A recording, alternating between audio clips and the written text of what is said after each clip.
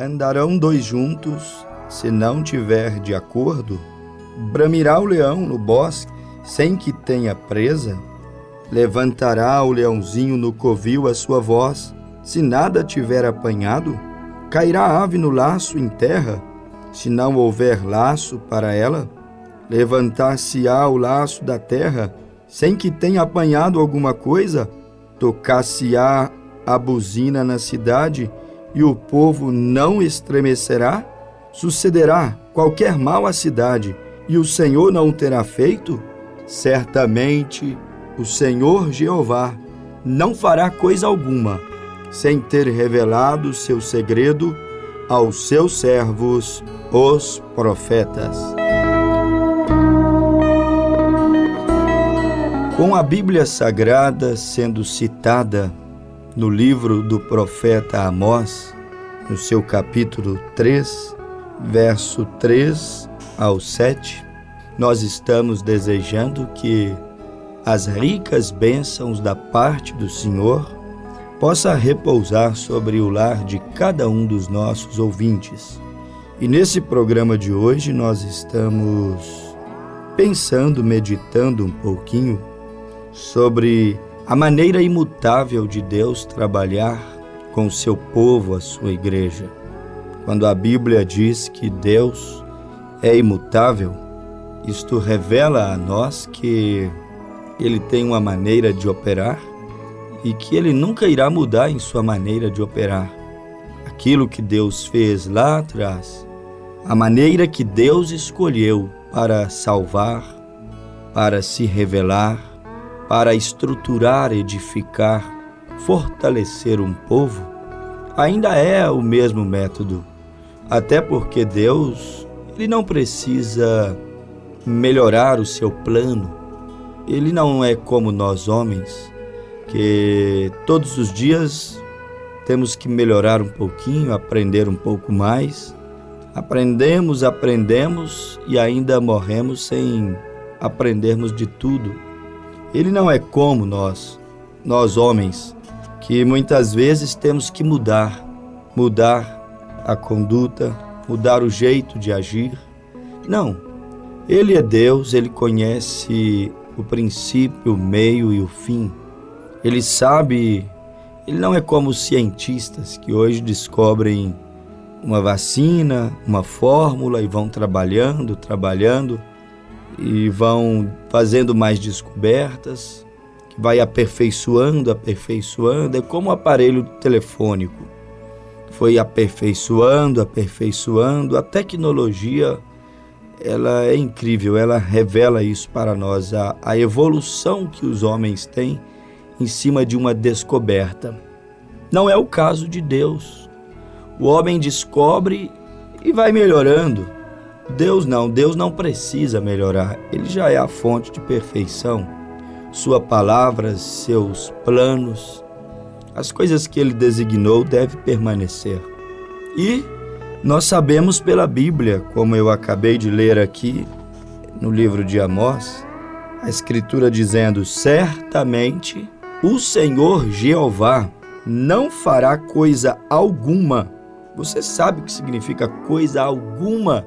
Certamente o Senhor Deus, o Senhor Jeová, não fará coisa alguma sem ter revelado o seu segredo aos seus servos, os profetas. Deus está dizendo aqui em sua palavra que antes dele realizar qualquer coisa, executar sua vontade, os seus segredos aqui nessa terra, ele primeiro chama um profeta em particular e revela a ele o que ele vai fazer, qual é o próximo passo que ele vai dar, de que forma, como ele está trabalhando no momento. Esta é a maneira que aprouve Deus trabalhar com os homens através dos seus profetas. Certamente, o Senhor Deus não fará coisa alguma sem ter revelado seu segredo aos seus servos, os profetas. E o profeta, sabendo que muitos seriam rebeldes, que muitos não apoiariam o profeta de Deus, não se submeteriam a sua palavra, a sua mensagem, isso aí é comum na história bíblica. Lá nos dias de Moisés, com tudo aquilo que tinha, não foi aclamado, recebido, respeitado pela maioria. Ou seja, ainda houve muitos que se levantaram contra Moisés, e a Bíblia ainda é um livro de profecias, que falando a respeito dos últimos dias, primeira ou segunda carta de Timóteo, capítulo 3, a Escritura chega a dizer, verso 1 em diante, que chegaríamos a um tempo em que surgiriam Janes e Jambres na terra. A Bíblia diz, assim como Janes e Jambres foram opositores, insubmissos, resistentes à mensagem do profeta comissionado, enviado, autenticado por Deus, a Bíblia diz que haveria muitos Janes e Jambres nos últimos dias.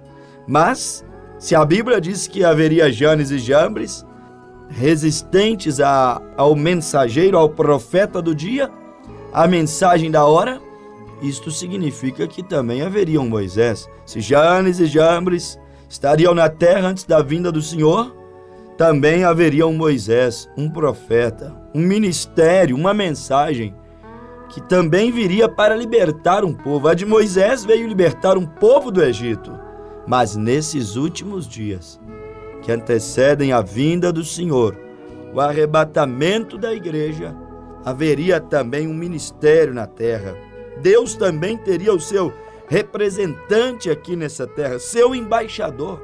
Deus também teria aquele homem, aquele ofício, aquele ministério, que ele mesmo disse na sua palavra, não farei coisa alguma sem primeiro revelar todo o meu segredo a ele, para que ele passe para a minha igreja, a minha amada, a minha esposa, a minha noiva, os meus escolhidos, os meus filhos predestinados. Assim como Moisés foi ao povo com as tábuas da lei e revelou tudo ao povo, Deus prometeu nesse dia final enviar-nos também um profeta com o assim diz o Senhor, com a total, absoluta revelação da palavra de Deus. Deus prometeu enviar-nos um mensageiro, uma mensagem profética nesses últimos dias, para poder desatar os nós, aqueles nós que os teólogos não conseguiram desatar, até porque a palavra do Senhor não é revelada diretamente ao sacerdote, ao sumo sacerdote, ao doutor em divindade. Não é o que a Bíblia diz. Voltemos para o plano operante de Deus previsto em sua palavra. Se nós tomarmos a Bíblia, especialmente lá no capítulo 3 do livro do Evangelho de São Lucas, você vai encontrar lá no livro de São Lucas, no capítulo 3, que Deus simplesmente envia sua palavra, revela o seu propósito, o que ele está fazendo, é ao seu profeta. Leia Lucas capítulo 3.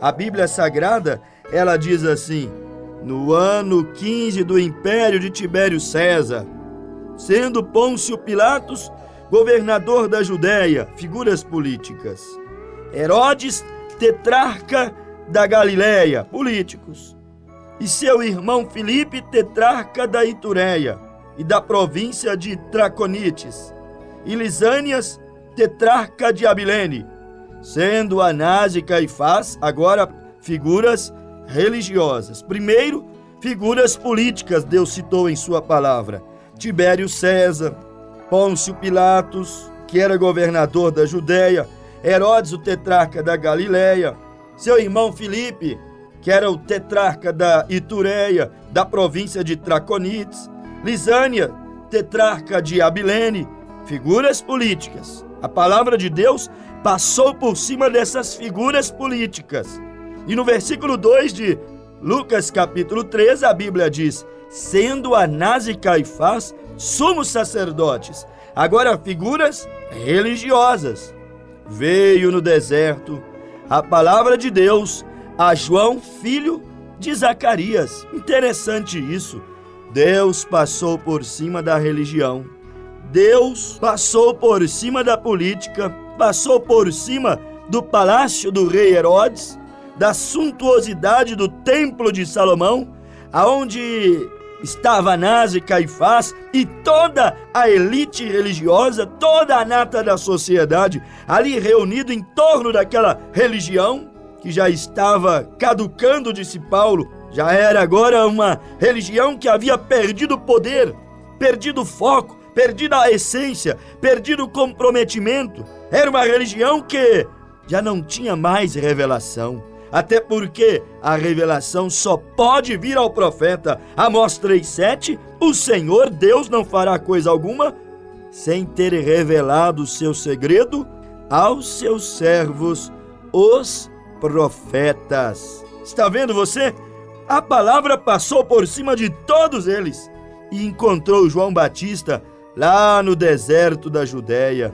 Encontrou aquele profeta que não serviria para pregar um sermão sequer naquelas catedrais. Não serviria para pregar um sermão naquelas sinagogas dos príncipes dos fariseus. Não serviria para realizar uma cerimônia sequer no palácio do rei Herodes, da elite, da cúpula política e religiosa daqueles dias. João Batista não era o bispo, não era o profeta, o pregador do fundo da cozinha do governador. Não era o bispo, não era o predileto da religião daqueles dias. Pelo contrário, ele era um homem do deserto, que nem tinha tanta cultura, que nem sequer tinha letras. E quando ia pregar, ele usava a sua linguagem matuta mesmo.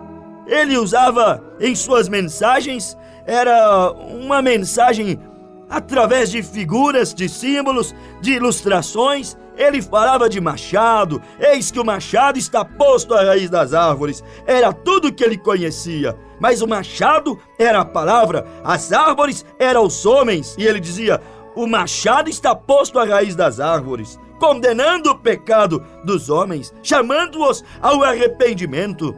Ele falava, raça de víboras, quem vos ensinou a fugir da ira de Deus? Era o mundo que ele vivia.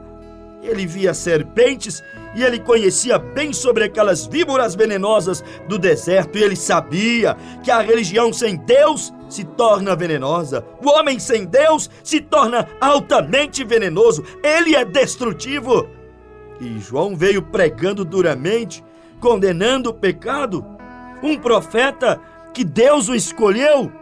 Um profeta que Deus o prometeu dentro da Bíblia Sagrada, e a Escritura o chama de espírito e virtude de Elias, porque João Batista veio com a mesma unção, autoridade, tão destemido como Elias, aquele que veio condenando Acabe, Jezabel e todo mundo político e religioso dos seus dias, que estava podre até as suas raízes. Mas, meu amigo ouvinte, o mundo se encontra na mesma situação que nos dias de quando Deus levantou o profeta Elias para pregar contra aquele mundo caído, apostatado, aquele mundo corrompido. O mundo se encontra na mesma condição política e religiosa como nos dias que Deus enviou Moisés para tirar Israel do Egito. O mundo se encontra na mesma condição que estava quando Deus levantou Abraão, quando Deus visitou a casa de Abraão, quando Deus queimou a Sodoma. O mundo está na mesma condição de quando ele enviou Jeremias, um mundo apostatado, religioso, mas vivendo distante de respeitar, de realmente viver, amar a palavra do Senhor Deus. O mundo está na mesma condição dos dias de João Batista, quando ele se levantou, corrompidos religiosamente e fazendo das coisas de Deus, do Evangelho, um negócio altamente lucrativo, vendendo seus cordeirinhos, suas ovelhinhas, vendendo o sacrifício no templo, e o templo onde Anás e Caifás presidiam eram os bispos, os presidentes da igreja. Era uma grande loja que vendia os negócios espirituais, que vendia o santo sacrifício do Senhor. O mundo, será que não se encontra na mesma situação? A ponto de que a religião tem se tornado um negócio altamente lucrativo. Se vende curas em campanhas, se vende bênçãos, se vende tantas coisas, se cobra por batizados, por casamentos, por campanhas, por cura, por orações. Que vergonha! Se cobra por salvação, parecendo a era das indulgências, quando as pessoas compravam sua salvação para não precisar de obedecer a Deus, como se dinheiro colocasse as pessoas no reino de Deus. É quando as coisas vão mal, é quando o mundo está nessa condição que Deus envia os seus profetas, que Deus envia seus atalaias para vir e fazer a luz brilhar para aqueles que vivem na escuridão, para aqueles que estão distante da vontade de Deus, possam ver, ouvir uma voz, um ministério, uma mensagem, lhes mostrando que há uma saída. Quando não recebemos a mensagem do dia, o profeta do dia, as portas da revelação ficam fechadas. Nós, às vezes, homens, podemos correr o risco de adorar o diabo, achando que estamos adorando a Deus. Por quê? Porque rejeitamos o nosso Moisés, rejeitamos o nosso Jeremias, rejeitamos o nosso Elias, o nosso João Batista do dia. Eu estou falando do dia, sabe por quê? Porque é muito fácil você reconhecer um profeta das eras passadas. Como esse mundo que nós vivemos até reconhece os profetas das eras passadas. Olha, o apóstolo São Paulo foi um grande profeta, muitos dizem. Irineu um dia viveu nessa terra e ele foi um grande profeta de Deus. Martim foi um grande mensageiro. Columba está em nossa história, grande homem de Deus. Lutero, um profeta, um grande reformador. Wesley, um grande homem de Deus. Reconhecer o passado apenas? E hoje? Quem é que Deus está usando hoje? Qual é o profeta? Qual é a mensagem? Diferente do sistema religioso de hoje. Qual é a mensagem? Diferente desse sistema político. Mensagem que se assemelha a Elias, não assentado na mesa de Acabe e Jezabel. Mensagem que se assemelha à mensagem de Moisés, que rejeitou o palácio de Faraó, que se assemelha a Jeremias, um profeta pregando a palavra pura, santa, ainda que rejeitado. Qual é a mensagem que se assemelha à mensagem do profeta Isaías, que o mundo rejeitou e até o cerrou em pedaços?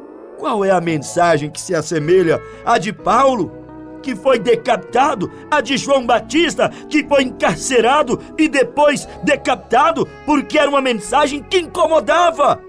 As verdadeiras mensagens de Deus incomodam, mas o diabo incomoda, mas o pecado, porque os filhos de Deus dirão: amém, isto é verdade, amém, é isso que nós queremos, amém. Quero seguir a verdadeira luz, a verdadeira mensagem, o verdadeiro profeta enviado, autenticado por Deus. Porque a Bíblia diz que haveria um verdadeiro profeta antes da vinda do Senhor. E este verdadeiro profeta vem para, através de sua palavra, desmascarar os falsos. Porque Mateus 24 diz que nos últimos dias haveriam falsos cristos e falsos profetas.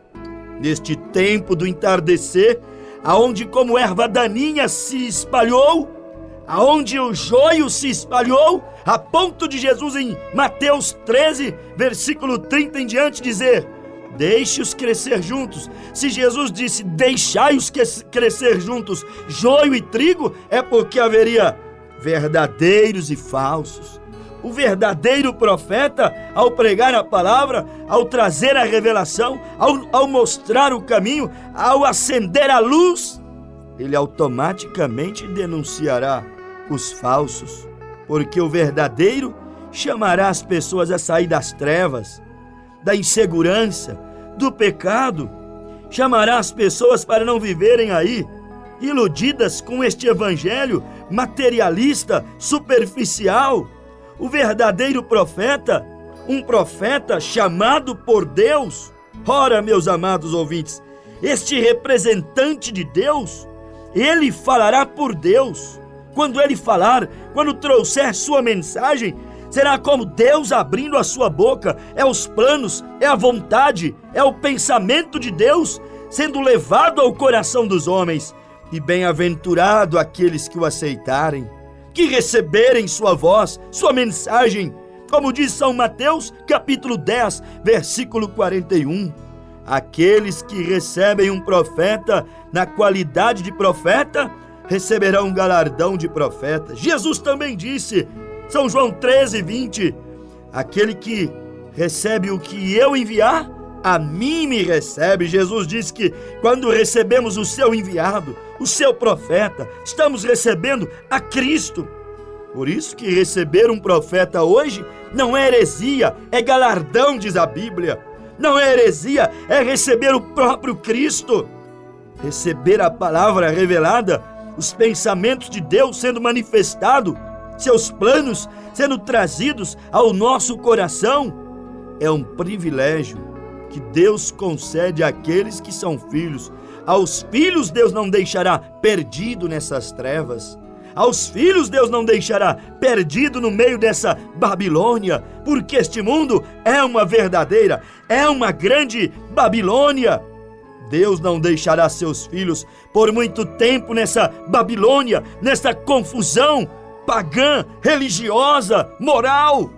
Há um Deus que revela aos seus profetas os seus segredos, como revelou ao profeta Daniel na Babilônia.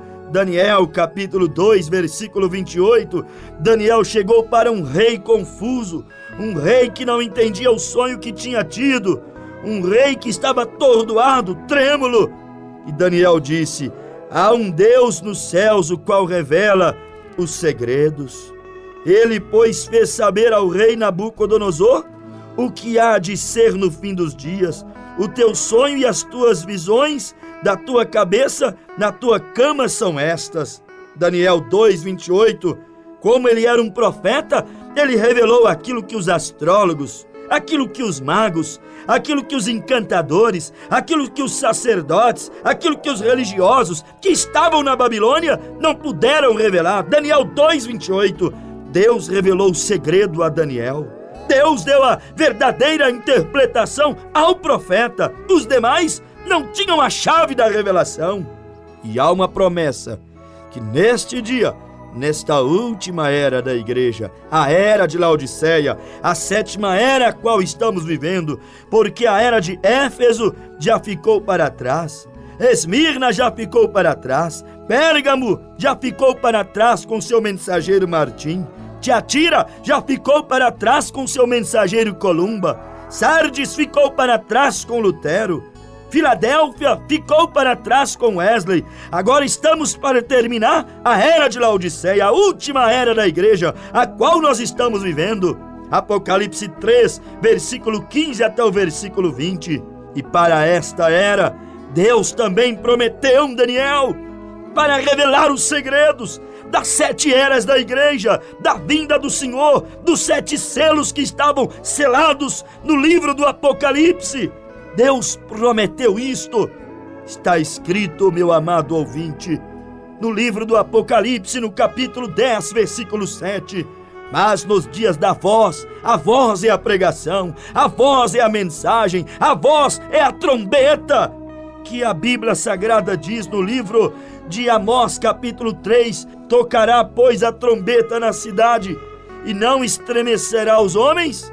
A trombeta é a mensagem que deveria fazer o coração daqueles que a ouvem estremecer diante de Deus, de temor, de alegria, por Deus ter lembrado do seu povo e enviado uma mensagem, um ministério para abrir a porta do arrebatamento, a porta da revelação, para abrir os nossos olhos, para não ficarmos enganados, cauterizados com um mundo de religiosidade apenas.